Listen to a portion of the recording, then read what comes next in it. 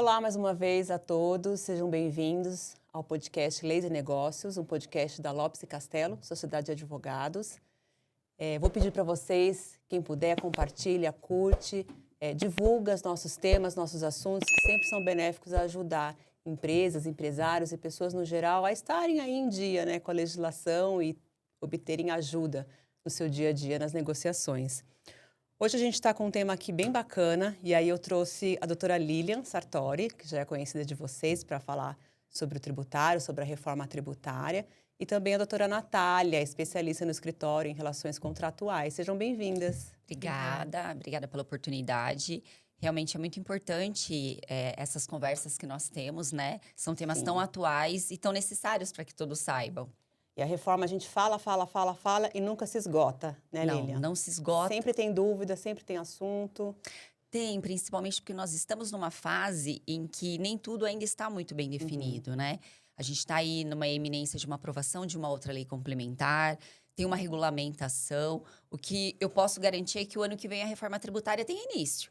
E com isso, muitas outras consequências, né? Que vão respaldar, vão respingar nas pessoas, tanto pessoa física como pessoa jurídica. Como pessoa jurídica. E aí começam a surgir as diversas dúvidas, né, das pessoas. Hoje a gente vai falar especificamente sobre reforma tributária relacionada às relações de locação de imóvel. Mas antes de entrar nesse ponto específico, Lilian, resume um pouquinho para a gente aí quais são as principais alterações, né, que a reforma tributária trará para nós. Então, a partir de 2026, dá início à reforma tributária sobre o consumo. Vão ser extintos a tributação sobre o consumo que nós estamos habituadas, PIS, COFINS, ICMS e o ISS.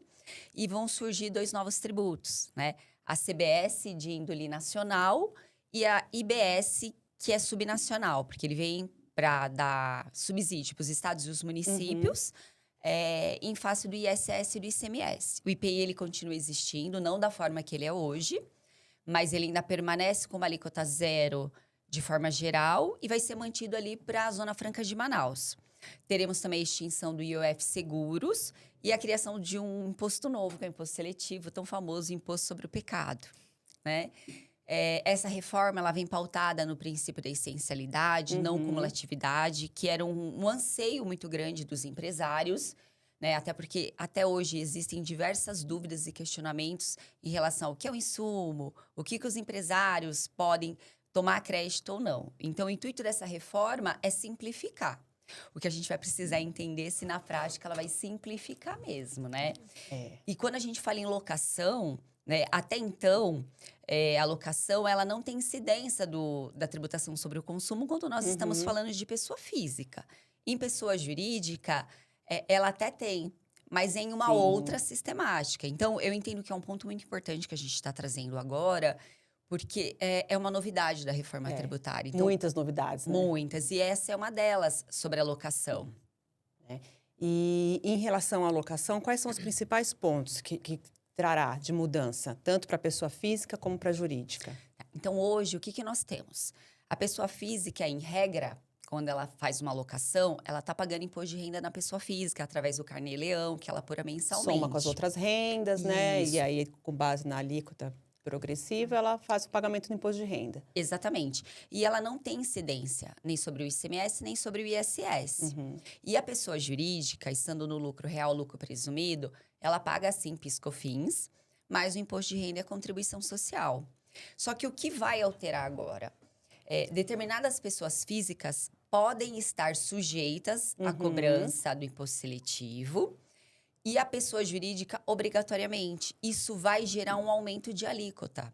Então, imagina que uma pessoa física que tem uma renda, que teve no ano passado, uma renda superior a 240 mil e locou mais de 3 imóveis, ela estará sujeita a CBS e o IBS.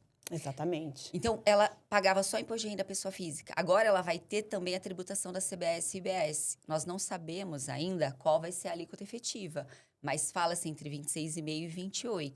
Então, vai ser uma grande oneração para a pessoa física. Para a pessoa jurídica também.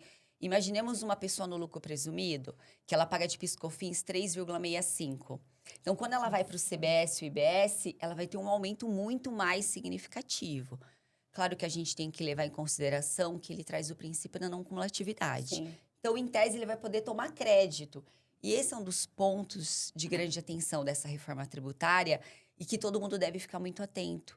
O que eu posso tomar crédito e que vai garantir que eu pague menos tributo? Né? Isso vai respaldar, inclusive, nos contratos, né, doutora Natália? Sim, sim, de fato. Todas essas alterações, né, inclusão, acréscimo desses impostos aí, eles trazem essa importância das partes, elas reavaliarem os contratos, ter uma nova revisão, até para a gente conseguir aí definir como que vai ser aplicado, né, a partir desse momento. Se houver a majoração, se houver e já haverá aí a inclusão desses impostos, Sim. como que vai ficar definido quem que vai arcar com esses custos, né? Nesse caso, por exemplo, locador e locatário, né? O locador, ele vai assumir, ele vai arcar totalmente com esse ônus do acréscimo do imposto? Ou será que ele vai repassar para o locatário? E Que o preço que era ajustado até então poderia dar um lucro, né? Tinha uma margem de lucro, suportando agora, com as novas regras, outros tributos, né? A incidência de outros impostos, aí talvez piore, né? Então, Exato. só para trazer um panorama, assim, né? Para, de repente, tentar acalmar os corações que já estão aí preocupados com a reforma tributária.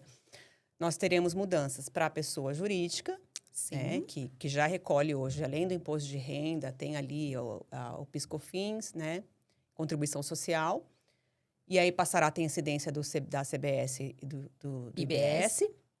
E no caso da pessoa física, não é todo mundo que vai passar automaticamente a ser contribuinte do CBS e IBS. Sim. Então, a pessoa ela vai ter que ter, em conjunto, mais de 3 imóveis. Então, se ela tiver 3, tá ok, ela não é contribuinte ainda, ela não tem que se preocupar. Passou a ter 4, e além de ter 4, ela está recebendo de rendimento acima de 240 mil no que se refere à locação. Isso. E aí é importante dizer que esses 240 mil, ele vai ser corrigido pelo IPCA, né, Lilian? Isso. Na verdade, você precisa sempre ver nessa regra como é que foi o ano anterior. Então, se no ano anterior você teve de receita mais de 240 mil... E mais de 3 imóveis... Você estará sujeito a CBS e IBS. Contribuinte. Agora, eu tenho um único imóvel locado e eu tive uma receita de 240 mil, eu não estarei sujeito a IBS e da CBS. Então, o que você falou é muito bem claro. São duas regras que caminham juntas, né? Isso. Tanto a obrigatoriedade de ter mais de 3 imóveis e, além de esses imóveis, gerar uma renda de mais de 240 mil corrigido pelo IPCA. Isso. E a outra regra é o seguinte, se durante aquele ano, por exemplo, em 2027... se ela tiver uma receita de locação acima de 288 mil por ano. Uma taxa de 20% superior ao limite, né? Isso, que dá 288 mil no ano. Aí ela estará sujeita também a CBS e IBS. Isso se aplica... ela passa a recolher. Isso se aplica para pessoa física, porque eu acho que é uma das grandes mudanças. Sim. Porque até então, nenhuma pessoa física que tinha um contrato de locação, ela estava sujeita à cobrança da tributação sobre o consumo. Exatamente. E aí as pessoas começam até a levantar o questionamento. Eu tenho aqui uns imóveis, o que eu faço? Vendo tudo? Ou transformo, passo para uma empresa? Já começam essas dúvidas. Sim. Né, em relação a isso. E uma pergunta também que as pessoas têm feito bastante é em relação e os contratos que estão em vigência? A reforma tributária, ela vai trazer um período aí, como nas outras situações, de adaptação, de transição, Lilian? Tem um período de transição, mas vamos pensar assim, para a pessoa jurídica. A pessoa jurídica que tem um contrato vigente em 2025, ela precisa preencher alguns requisitos para que ela tenha direito a uma alíquota menor até o final desse contrato ou até dezembro de 2029. Então, o que vai acontecer? O contrato tem que estar registrado em cartório até o final 31 de dezembro de 2025. Precisa ser um contrato determinado, né, Natália? Um prazo determinado. Ela precisa também ter um contrato com firma reconhecida ou através de um certificado digital.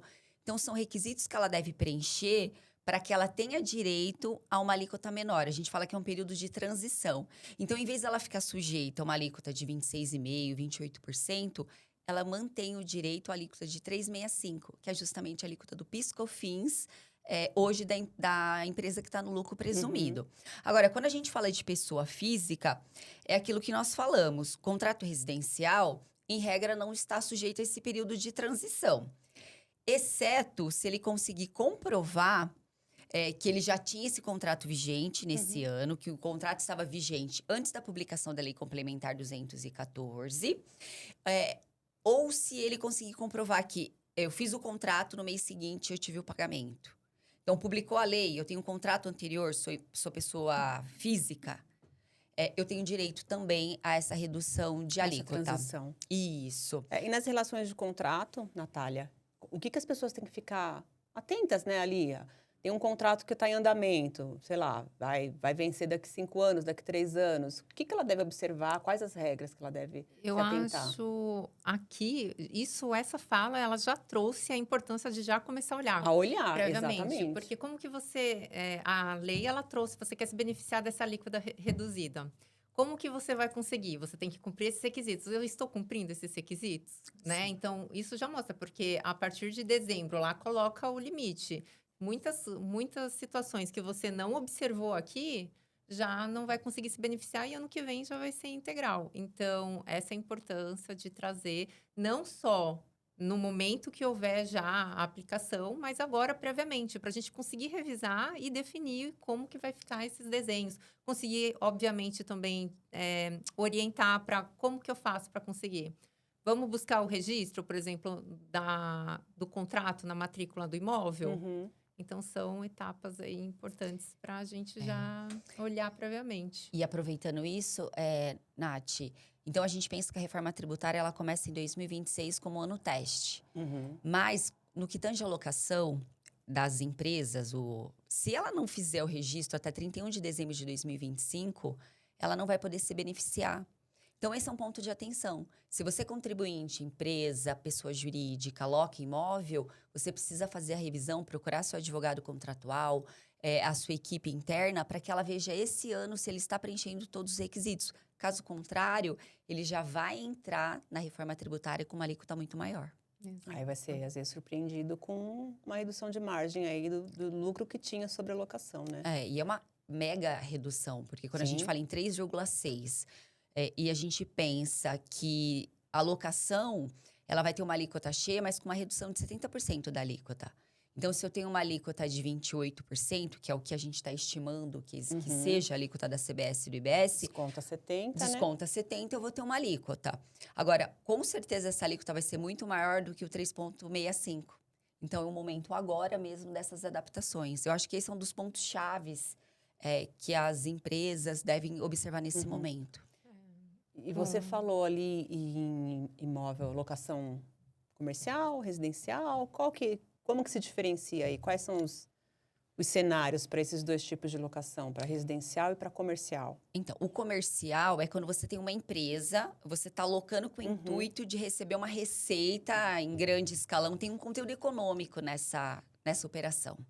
Agora, o residencial é aquela pessoa que tem um imóvel e quer alocar para o outro. Morar, né? É uma coisa muito menor na extensão em relação aos valores e a própria forma de você administrar esse imóvel. Então, é importante isso. Se eu tenho uma empresa ou uma holding, aí a Natália tem muito mais subsídio para poder trazer isso para a gente, que você é uma holding patrimonial, que você tem vários imóveis ali, você vai locar... A sua alíquota, você já é uma empresa no lucro presumido, muito provavelmente, e você já está pagando um PIS/COFINS ali. E se você quiser se manter pagando essa alíquota de 3,65, deve ser cumprido os requisitos, né? Exato. Eu acho que tanto para locação residencial ou comercial, vale a gente relembrar aqui que esse ano também teve uma alteração recente, que foi da Instrução Normativa da Receita Federal, acho que 2.275, que ela regulamentou, né, o Cadastro Imobiliário Brasileiro, o CIB, que as pessoas estão chamando muito aí de CPF do imóvel. Do imóvel, né? Porque, de fato, parece o CPF, né? É um número único para os bens imóveis. E ele trouxe aí, essa instrução, ela veio para regular o compartilhamento dessas informações, né? Os cartórios de notas e os cartórios de registro de imóveis vão alimentar o sistema, que é o SINTER, é o Sistema Nacional de Gestão de Informações Territoriais. Então, a partir do momento que ele coloca aquelas informações, a Receita Federal ela vai acessar de forma automática, em tempo real. Então, isso vai conseguir, obviamente, vem junto com a reforma para aumentar a fiscalização, né? Então, o fisco ele vai ter um controle comunicação maior. aumenta ali entre os órgãos, né? Inclusive, eu acho que o condão principal mesmo é para reduzir aí a prática que a gente vê muito de subavaliação dos imóveis, né? Então, eles vão conseguir fazer um confronto do imóvel, né, do lado, os imóveis costeiros, assim, eles refletem aquele mesmo valor que você avaliou o teu imóvel, não? Então, vai ter um cruzamento Como se fosse aí. uma avaliação de mercado, né? Exato, porque as pessoas, elas subavaliam exatamente para conseguir pagar menos imposto. Então, o fisco, ele vai conseguir ter essa visão maior dos imóveis confrontantes também para conseguir avaliar se este preço que você deu para o teu imóvel aí, ou que você declarou minimamente, ele reflete. Né? E isso é importante porque vem ali na reforma tributária falando da obrigatoriedade desse cadastro. Ele fala que são de imóveis urbanos e rurais, né? Isso vai ser um tema para um próximo podcast, que a gente vai ter que tratar também da incidência. Questões imobiliárias, compra e venda e tudo isso, porque né? tudo isso é uma tributação diferenciada, né? Ela vai fugir um pouco da regra geral, então é uma forma diferenciada de tributação que a gente tem que trazer e vem causando muitas dúvidas também. Então, esse cadastro ele vai servir justamente para isso, para embasar todas essas operações e evitar fraude e dar uma maior transparência. E ao contrário de que muitas pessoas vêm publicando, dizendo, né, afirmando, não é, esse cadastro não quer dizer que a partir de agora o governo é que vai dizer quanto custa o meu imóvel. Não é bem assim. Então, assim, são dados que serão colhidos através de declarações que as pessoas vão fazendo, né, de valor do imóvel, e dali eles vão tirar a média do valor do seu imóvel. Eles não vão tirar isso da cartola, né? E se tirar da cartola, consulte sempre seu advogado, porque talvez possa ser impugnado. Exatamente. Né? E aí, voltando um pouco mais para essa relação contratual, Natália, tem a questão também dos contratos de longo prazo, né? Que podem aí ter uma mudança aí com a reforma tributária e talvez uma necessidade de reajuste, né, entre as partes. Pois é. E aí a gente cai de novo naquela orientação de que você precisa, o quanto antes, revisar o teu contrato, trazer para a mesa de negociação aí as partes, né? Principalmente porque se a gente não define agora quais vão ser as condições, no momento que for aplicado, isso vai virar um litígio. Sim. Como é que vai ficar o meio do caminho, né? O locador não vai querer arcar com essa perda. O locatário, ele também não vai querer assumir. E aí entra aquela... Exato. E aí, como é que fica? E aí entra aquele questionamento também, porque muitas vezes as pessoas, elas não ficam atentas, mas no contrato, às vezes, já pode haver até o repasse automático, a previsão do repasse automático. Então, você como locatário, você está preparado em assumir esse ônus, porque já está prevendo no contrato? Ou você, locador, que não previu isso? E tem gente assinando o contrato agora, né, outubro, esse ano, ou no começo do ano, sem nem pensar, sem nem se atentar a essa questão, né? Exato. Sem e rever. quem está atento já coloca essas condições. Porque daí o locador, atento a isso, ele já coloca a cláusula no contrato falando que vai ter o repasse automático.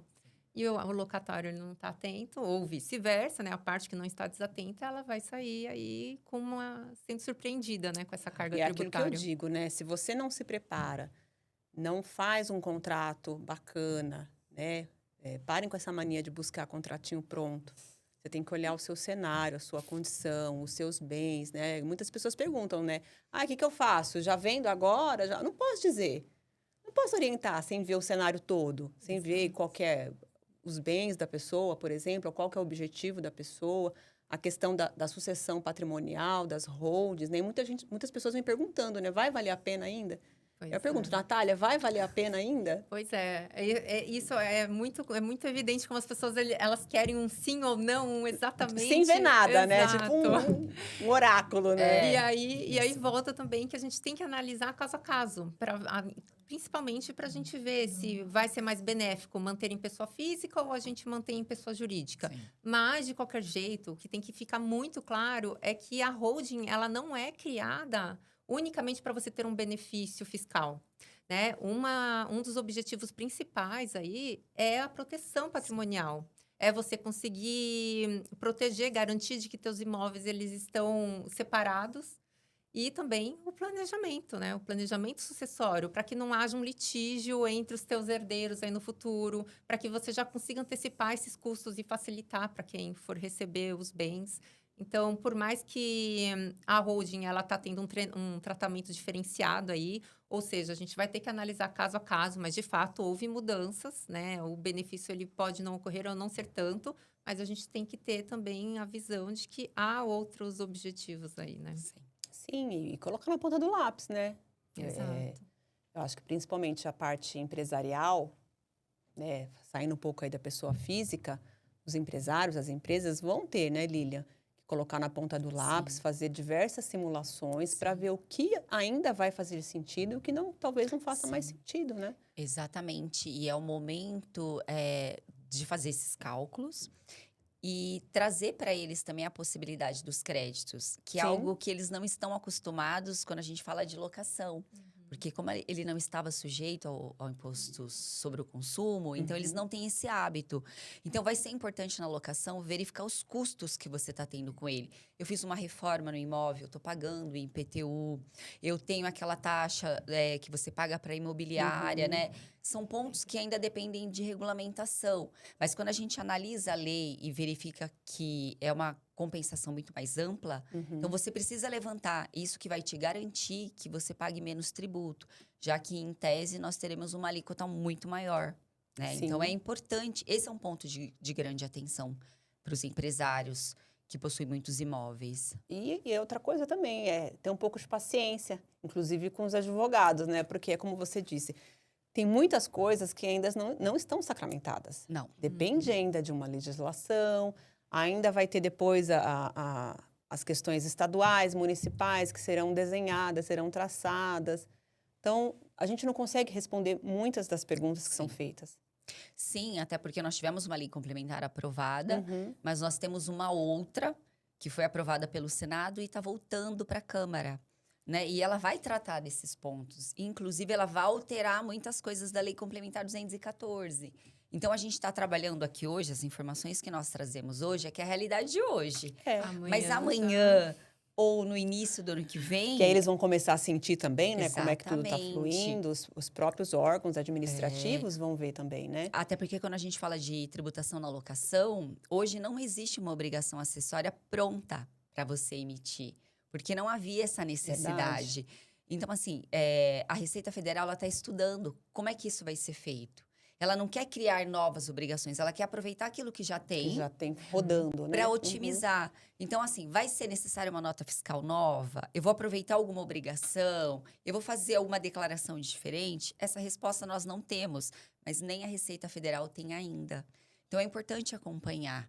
Porque vai ser necessário que todo mundo tenha essa adaptação. Sim. Mas hoje a gente está aqui, início de outubro, pouco tempo, faltando para o início da Já da quase reforma. dando Feliz Natal para todo Exatamente, mundo. 5 de janeiro está aí, de 26, que inicia a reforma tributária. Sim. E nem tudo está sacramentado ainda. Então, precisa ter muita paciência, acompanhar muito.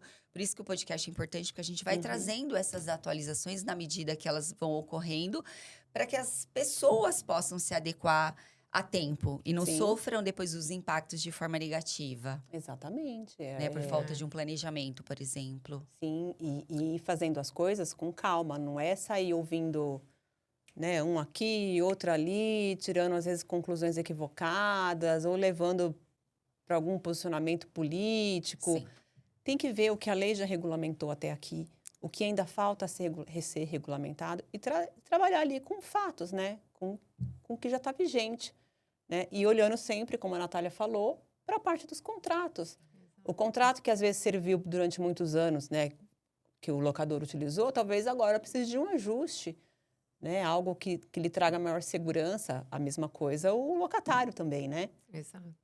Porque Pra ambos. se o contrato dele possibilitar automaticamente o reajuste de acordo com as alterações tributárias, Ele vai ter talvez que arcar. ele vai ter que se reunir ali E com a se o família contrato- e redesenhar aí se vale a pena continuar com o contrato ou se vale a pena negociar. Pois é, até porque se houver cláusula onde há penalidade em rescisão antecipada, O quão Ele antecipada vai ser essa rescisão, vai impactar também, né? Exatamente. Então, ele pode incidir aí, ou eu pago imposto ou eu vou pagar a multa contratual, O que né? que vai doer menos, né?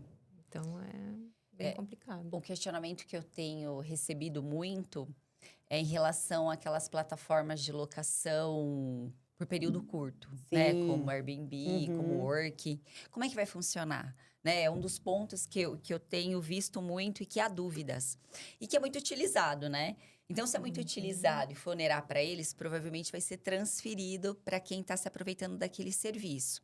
E aí, o que a reforma trouxe nesse primeiro momento? Ele não vai equiparar. Locações com prazo até 90 dias não vai ser equiparada à locação, mas sim ao serviço de hotelaria. E ele vai estar fora dessa parte da reforma tributária no que tange ao benefício de redução de alíquota de 70%. Então, na locação, a gente já sabe que vai ter uma alíquota cheia ou ter uma redução de 70%. Mas para esses casos em que eu utilizo um imóvel, faço uma locação por menos de 90 dias, ele vai ser equiparado à hotelaria. E aí, a redução da alíquota é menor, é de 40%. E aí vai sair mais caro, então. Vai sair mais caro. E aí, provavelmente, essas plataformas, elas vão ter que transferir o ônus para os seus contribuintes, para quem utiliza esse serviço. Então, esse é um ponto importante. Ele não está equiparando a alocação normal, mas a hotelaria, o que faz toda a diferença quando a gente vai ver os requisitos. Até dentro da reforma tributária, da lei complementar, ele se encontra em campo separado. Um destinado à hotelaria e a outro aos imóveis. Então, assim, é um ponto importante. E aí, eu sempre digo, né, que é muito importante nesse momento, e você, Lilian, deve ter observado isso nos encontros que você tem ido, né, para falar da reforma e tudo mais, o quanto vai ser importante os sindicatos, associações, estarem à frente, levando as dificuldades, né, a dor da sua categoria para a discussão dessa reforma, né? E como você falou, de repente, a questão de hotelaria, se não tiver ali um redutor, vai ficar caro, vai encarecer, vai prejudicar. Então, tem que levar ali, né, essa situação para que seja discutida e não seja esquecida. Isso é um ponto muito positivo da nossa reforma, né? Eles estão visando muito a cooperação. E eu pude participar de uma parte do projeto da reforma tributária pela Receita Federal, no qual ela convidou representantes de empresas, de associações, de sindicatos, para poder ouvir as dúvidas, as sugestões e como vai se aplicar. Porque para cada segmento a reforma tributária vai respingar de uma forma, né? E isso é um ponto muito importante, porque eles estão tentando trazer de uma forma em que todos possam entender e aplicar de forma correta. Então, no primeiro momento, existe uma dúvida. Dependendo da minha operação, eu vou ter que emitir várias notas fiscais ou uma única. Então, quando a gente vai na lei complementar, cada operação que você tiver, você emite uma nota. Quando a gente está falando daqueles, por exemplo, empresas de aplicativo, que emite muitas notas no mesmo período, às vezes pode se tornar inviável isso. Então, essa nova lei complementar 118, que está ali, o PLP 118, que vai se transformar na próxima lei complementar, a ideia é que ele traga a solução para essas questões. Porque são muitas dúvidas. E um ponto importante que eu me lembrei agora... a gente fala muito em split payment, né? Então, quando a gente está falando em outros segmentos da reforma tributária, mas trazendo para a locação, e a gente fala da possibilidade de utilização do crédito, a gente não pode esquecer o seguinte: eu só vou poder utilizar o meu crédito se o locador pagar o tributo. Então, na verdade, assim, o locador só vai poder utilizar o crédito se o locatário pagar. Então, eu emiti a nota, eu emiti a ordem de pagamento. Eu só vou poder utilizar meu crédito após o pagamento. Esse é um dos pontos que eu gosto sempre de chamar a atenção, porque ele vai estar presente em todas as operações, inclusive vai na ter locação. Que fiscalizar o outro, né? Mais ou menos isso, porque se ele não pagar, eu não tenho direito a crédito, né? Por mais então, será que vai valer a pena você continuar negociando com esse fornecedor ou se é melhor mudar? Isso, né? E aí o que trouxe de inovação também na reforma tributária? Que é o ajuste que você vai poder fazer na sua declaração. Então, ela é uma reforma que te possibilita ficar acompanhando a emissão de notas, pagamento. E se eu observar, por exemplo, que não houve o pagamento do tributo, eu posso adiantar o pagamento e garantir o meu crédito.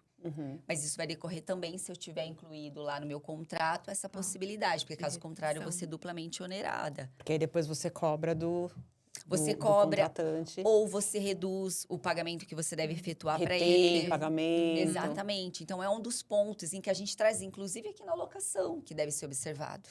E a maioria dos contratos, obviamente, não vai ter isso de forma tão explícita, né, Natália? Precisa ser reajustado já desde agora. Exato, exatamente. Né? Não só reajustado para quem tem essa intenção de reter o valor, mas para as pessoas que não pagam né, precisam ficar atentos a não ter todos os valores retidos aí em razão dessa Exatamente. inadequação. Para os negócios continuarem girando, né? Cada um na sua especificidade. Bom, é muita mudança, é muita coisa para as pessoas se prepararem, né? Eu entendo, nós também estamos agitados e nervosos, porque, olha, são muitas dúvidas, muitas a gente consegue tirar, outras a gente vai precisar aguardar uma regulamentação, né? Do que a gente pode tirar hoje, vai ter mudança, especialmente para a pessoa física, né? E no que diz respeito à pessoa jurídica, possivelmente um aumento aí no final das contas, né? Mas a gente vai ter que aguardar. Se vocês puderem aí, já finalizando aqui o nosso podcast, trazer uma dica, uma orientação final ou cenas do próximo capítulo, fiquem à vontade.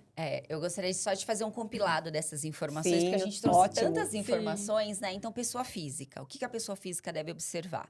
Primeiro que ela vai ter uma redução. Ela vai ter uma redução de R$600 por aluguel.